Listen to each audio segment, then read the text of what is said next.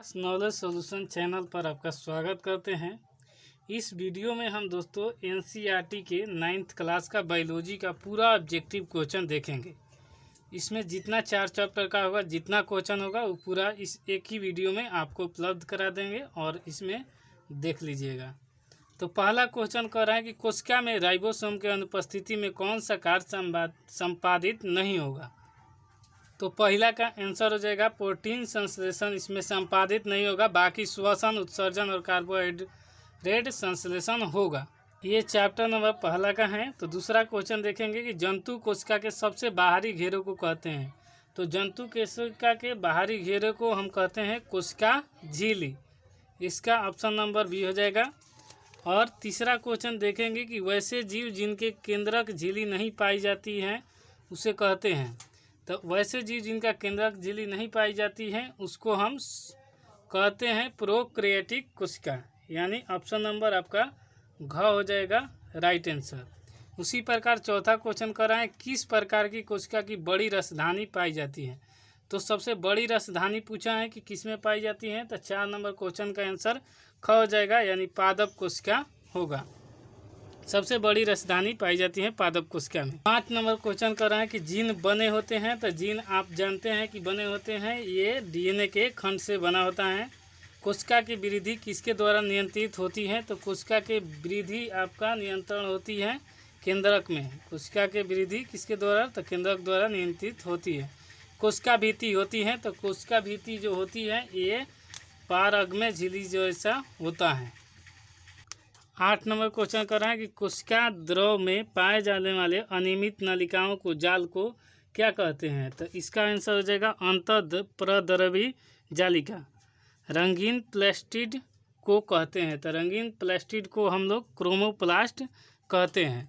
10 number कह रहा है कि केंद्रक में पाए जाने वाले गाढ़े द्रव को कहते हैं। तो केंद्रक में पाए जाने वाले गाढ़े द्रव को केंद्र का द्रव कहते हैं, केंद्रक द्रव। इसके बाद 11 नंबर क्वेश्चन कर रहा है कि इनमें कौन चयनात्मक परागमय झिल्ली है। तो इनमें से कौन, तो इसमें चयनात्मक परागमय झिल्ली होता है कोशिका झिल्ली। इसी प्रकार 12 नंबर निम्नलिखित कोशिकाओं में किसे आत्मघाती थैला कहते हैं। तो इसका हो जाएगा आपका 12 नंबर का लाइसोसोम, यानी ऑप्शन नंबर क। 13 का पौधे में गैसों का आदान प्रदान किस क्रिया द्वारा संपन्न होता है। तो पौधों में गैसों का आदान प्रदान विषम द्वारा किया जाता है। इसी प्रकार 14 नंबर कोशिका कह रहा है कि जब किसी जीवित कोशिका को अति पराशरी विलयन में डाला जाए तो क्या होगा। तो 14 नंबर क्वेश्चन का आंसर ख हो जाएगा, यानी कोशिका संकुचित हो जाएगी। उसी प्रकार 15 नंबर कह रहा है कि पौधे के मूल द्वारा जल का अवशोषण किस क्रिया द्वारा होता है। तो ये पराशरण क्रिया द्वारा होता है। इस तरह चैप्टर 1 पूरा हो गया। अब हम चैप्टर दूसरा का देखेंगे। तो चैप्टर दूसरा में कह रहा है कि पौधे की लंबाई किस ऊतक द्वारा बढ़ती है। तो इसका हो जाएगा शीर्षक विभाज्य ऊतक कोशिका द्वारा बढ़ती है। मृदु ऊतक एक प्रकार का है। तो मृदु ऊतक एक प्रकार का सरल ऊतक यानी सिंपल टिश्यू होता है। इसी प्रकार तीसरा कह रहा है जीवित कोशिकाएं पाई जाती हैं। तो जीवित कोशिका हमेशा मृदु ऊतक और स्थूल कोण ऊतक में पाई जाती हैं। तीसरा का ऑप्शन नंबर ग होगा। चौथा उसी प्रकार कह रहा है कि विभाजन की क्षमता होती है। तो विभाजन की क्षमता होती है विभाज्य ऊतक कोशिकाओं में, यानी चौथा का ऑप्शन हो जाएगा क। इसी प्रकार 5 क्वेश्चन कह रहा है कि किन कोशिकाओं के भित्ति लिंगानीन के कारण मोटी हो जाए। तो इसमें हो जाएगा दृढ़ ऊतक कोशिकाओं के कारण लिंगानीन के कारण मोटी हो जाती है। इसमें ऑप्शन नंबर ग हो जाएगा आपका राइट आंसर। 6वां क्वेश्चन कह रहा है गैसों का विनिमय किसके द्वारा संपन्न होता है। तो इसमें स्टोमेटा द्वारा होता है, यानी ऑप्शन नंबर बी ख। सुबेरिन नामक कार्बनिक पदार्थ जमा होता है 7 नंबर क्वेश्चन का। तो 7 नंबर क्वेश्चन का ऑप्शन हो जाएगा कार्क कोशिकाओं में के कारण जमा होता है। जटिल ऊतक बना होता है। 8 नंबर क्वेश्चन का हो जाएगा भिन्न भिन्न कार्य करने वाले विभिन्न प्रकार की कोशिकाओं से जटिल ऊतक बना होता है, यानी ऑप्शन नंबर ग। 9 नंबर क्वेश्चन कर रहा है कि किसके द्वारा मिट्टी से जल और खनिज लवण पत्तियों तक पहुँचाया जाता है। इसमें कह दिया कि मिट्टी से जल और खनिज, तो इसका आंसर हो जाएगा जाइलम द्वारा होता है जल और खनिज। अब भोजन होता है तो फ्लोएम द्वारा। ज से जाइलम और फ से फ्लोएम, यानी भोजन कभी भी होगा तो फ्लोएम से, जाइलम होगा तो जल से, तो जल और खनिज पूछा है तो इसमें जाइलम होगा। चलनी नलिकाएं बनाने का भाग लेता है, तो चलनी नलिकाएं में भाग लेता है ये फ्लोएम। इसके बाद कर रहा है सह कोशिकाएँ पाई जाती हैं, तो सह कोशिकाएँ आपको पाई जाती हैं फ्लोएम में ही पाई जाती हैं। केंद्रक पूछा है, केंद्रक अनुपस्थित रहता है, अनुपस्थित मतलब उपस्थित नहीं रहता है, तो ये व्यस्त चालनी नलिका में, यानी ऑप्शन नंबर ग। पौधों में फ्लोएम यह कार्य करता है, पूछा है कि पौधों में फ्लोएम का कार्य क्या है, तो इसका ऑप्शन हो जाएगा आहार का चालन, अभी बताए हैं, यानी ऑप्शन नंबर ख। सल्की या सल्काव एपिथेलियम का प्रमुख कार्य क्या है, तो इसका कार्य है सुरक्षा करना। उसके बाद पक्षमाभी या पक्षमल एपिथेलियम पाए जाते हैं, तो इसका आंसर हो जाएगा आपका 15 का क, यानी ट्रैकिया में होता है। अस्थि है, अस्थि एक प्रकार का होता है, यानी इसमें 16 का आंसर हो जाएगा संयोजी ऊतक, जो ख होगा आपका राइट आंसर।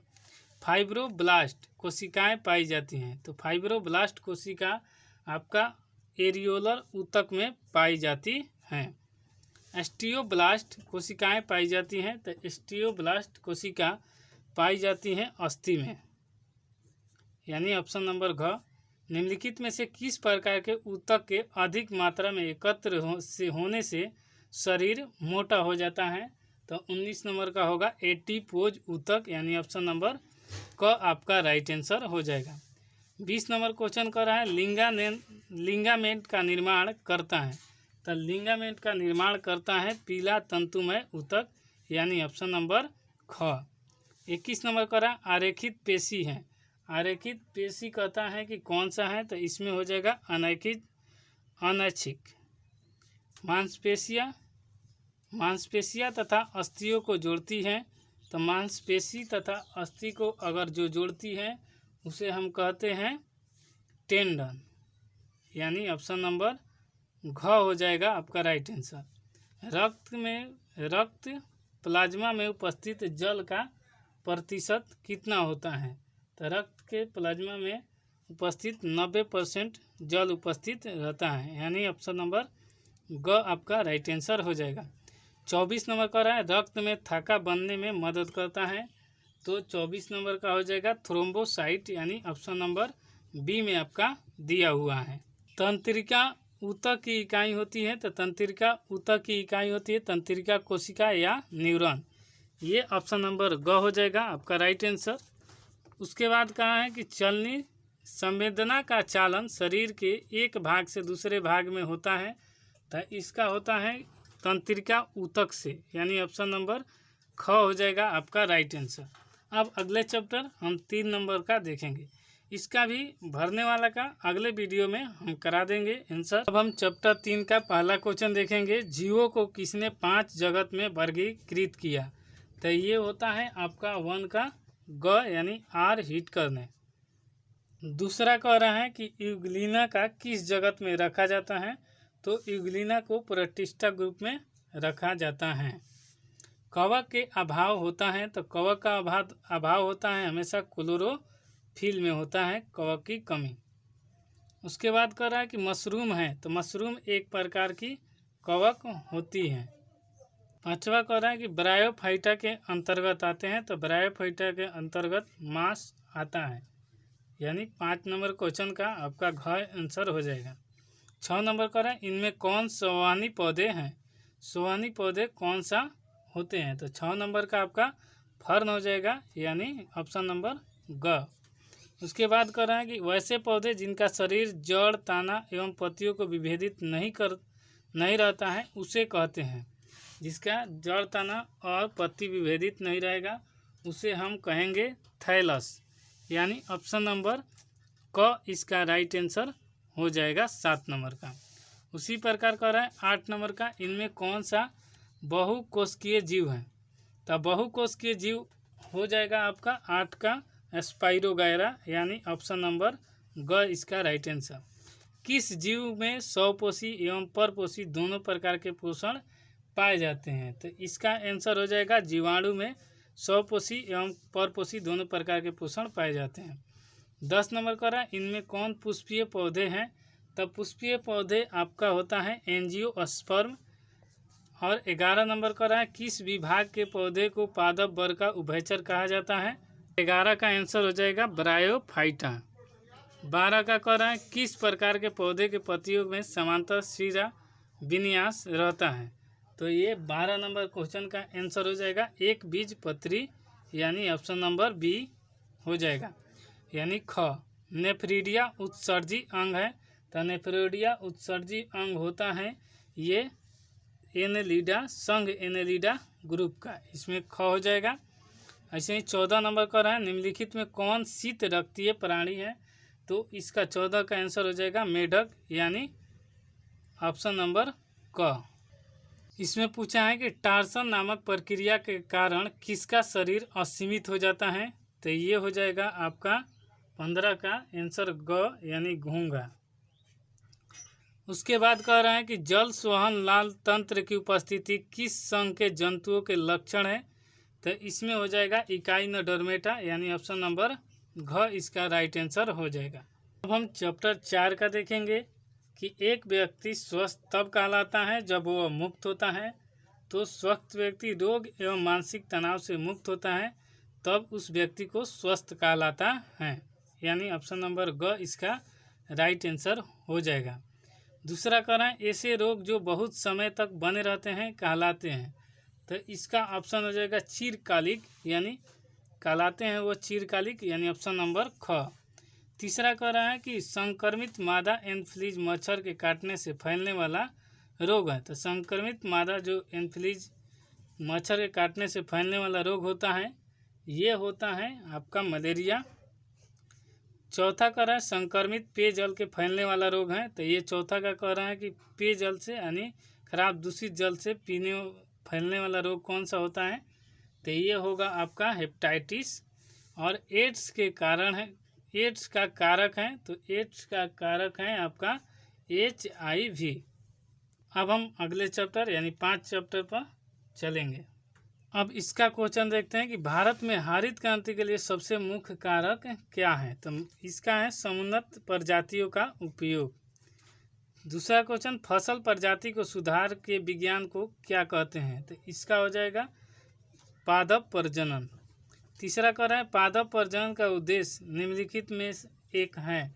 तो इसका है कि इनमें से यानी रोगाणुओं प्रतिरोधी प्रजातियां, समुन्नत किस्में, पूर्व परिपक्वता वाली प्रजातियां, इनमें से सभी, यानी ऑप्शन नंबर डी इसका आंसर हो जाएगा, इनमें से सब। चौथा क्वेश्चन कर रहा है कि किसी फसल के दो भिन्न वांछित गुणों वाली पृथक प्रजातियों के मध्य कृत्रिम पादप प्रजनन कराने की प्रक्रिया को क्या कहा जाता है? यानी क्रिया को क्या कहा जाता है? तो इसका आंसर हो जाएगा ऑप्शन नंबर क, यानी पादप संकरण कहा जाता है। उसके बाद कर रहा है पौधों के पोषक की आपूर्ति मुख्यतः किसके द्वारा होती है? तो ये होता है खाद यानी मृदा के द्वारा होती है। पौधक में पोषक की आपूर्ति मुख्यतः किसके द्वारा होता है? तो मृदा, यानी ऑप्शन नंबर ग। उसी प्रकार 6 नंबर वे पोषक जो पौधे के द्वारा बहुत कम मात्रा में जरूरी होते हैं कहे जाते हैं। तो 6 नंबर क्वेश्चन का ऑप्शन नंबर ख होगा, यानी सूक्ष्म पोषक कहलाता है। 7 नंबर कह रहा है मृदा के पोषक में पुनः पूरण के लिए किसका अनुप्रयोग किया जाता है? तो इसमें प्राकृतिक उर्वरक और रासायनिक उर्वरक दोनों का किया जाता है। ऑप्शन नंबर इनमें से क और ख दोनों हो जाएगा, यानी ऑप्शन ग आंसर होगा। उर्वरक का ज़्यादा उपयोग किस तरह की समस्या को पैदा करता है? तो उर्वरक को ज़्यादा देने पर इसमें जल प्रदूषण की क्षमता बढ़ जाती है। 9 नंबर क्वेश्चन कर रहा है कि कृमि का उपयोग कर कंपोस्ट तैयार करने की विधि को क्या कहते हैं? तो कृमि कंपोस्ट कहते हैं। 10 नंबर कह रहा है कि 2 या 2 से अधिक फसलों को एक साथ उगाने की क्रिया को कहा जाता है। तो 10 नंबर क्वेश्चन का आंसर हो जाएगा मिश्रित फसल उत्पादन कहा जाता है। 2 या 2 से अधिक फसलों को एक भूखंड पर निश्चित कतार में उगाने की क्रिया को कहा जाता है। तो इससे हो जाएगा अंतर फसल उत्पादन। 12 नंबर कह रहा है कि एक दलहन फसल को लगाने से खेती में किस तत्व की पूर्ति होती है, तो इसका आंसर हो जाएगा यानी नाइट्रेट की पूर्ति होती है। 13 नंबर कह रहा है कि फसल के साथ उपजाने वाली अवांछित पौधों को कहते हैं, तो इसका हो जाएगा बी यानी खरपतवार कहते हैं। 14 कह रहा है सुरक्षित भंडारण हेतु खदानों की नमी की प्रतिशत मात्रा कितनी होनी चाहिए, तो नमी की प्रतिशत मात्रा इसमें 14% से कम होनी चाहिए, यानी ऑप्शन नंबर का आंसर हो जाएगा। इसी प्रकार कह रहा है पीड़कों को नष्ट करने के लिए वाष्पशील रसायन का उपयोग को कहते हैं, तो इसको कहते हैं यानी धूमन कहते हैं। ऑप्शन नंबर ग इसका राइट आंसर हो जाएगा। अब हम उसके आगे वाला चैप्टर को देखेंगे कि रुक्षांश की अधिकता होती है, तो रुक्षांश की अधिकता होती है घास भूसा और चारा में। नेपियर एक प्रकार का है, तो नेपियर एक प्रकार का ये हरा चारा को कहते हैं। दुधारू पशुओं को रोग एंथ्रेक्स होता है, क्यों, तो दुधारू पशुओं को बैक्टीरिया के कारण एंथ्रेक्स रोग होता है। चौथा कह रहा है कि कृत्रिम तरीके से उन्नत नस्ल के वीर्य इकट्ठा करना कहलाता है, तो ये कहलाता है आपका वीर्य संचयन कहलाता है। ब्लैक माइनोकोर का एक नस्ल है, तो ये 5 नंबर क्वेश्चन का आपका आंसर हो जाएगा ग मुर्गियों की नस्ल है ब्लैक माइनोर का। भारतीय नस्ल साहिवाल तथा स्विट्जरलैंड की नस्ल ब्राउन स्विस की विकसित की गई संकरण नस्ल की गाय हैं, तो 6 नंबर क्वेश्चन का आपका आंसर हो जाएगा करन स्विस। 7 नंबर क्वेश्चन है कि पॉम्फ्रेट है, तो ये एक समुद्री मछली है पॉम्फ्रेट। 8 नंबर क्वेश्चन है कि शहद का निर्माण करती हैं, तो शहद का निर्माण करती है कार्यकर्ता एवं सेवक मधुमक्खी, यानी ऑप्शन नंबर ग इसका राइट आंसर होगा। इसी प्रकार हमने 5 यानी 6 चैप्टर कंप्लीट कर लिया। अगला चैप्टर को इसी वीडियो में आपको अगले वीडियो में उपलब्ध करा देंगे, जो कि अभी लास्ट में होता है। ये सब इम्पोर्टेंट क्वेश्चन है, तो वो भी करा देंगे, आपका हर चीज़ में काम आने वाला है। ये किसी भी आजकल ऑल कॉम्पिटिटिव एग्जाम में भी पूछा जा रहा है, इसको मन लगाकर पढ़िए। और इसमें से जो 9th क्लास का आप देख भी सकते हैं कि ये 9th क्लास का बायोलॉजी का जीव विज्ञान का क्वेश्चन है। इसमें आपको कोई भी दिक्कत हो तो कमेंट कीजिएगा और दोस्तों के पास ज़्यादा शेयर कीजिएगा। वीडियो पसंद आए तो लाइक शेयर सब्सक्राइब कीजिएगा। मिलते हैं नेक्स्ट वीडियो में, तब तक के लिए जय हिंद।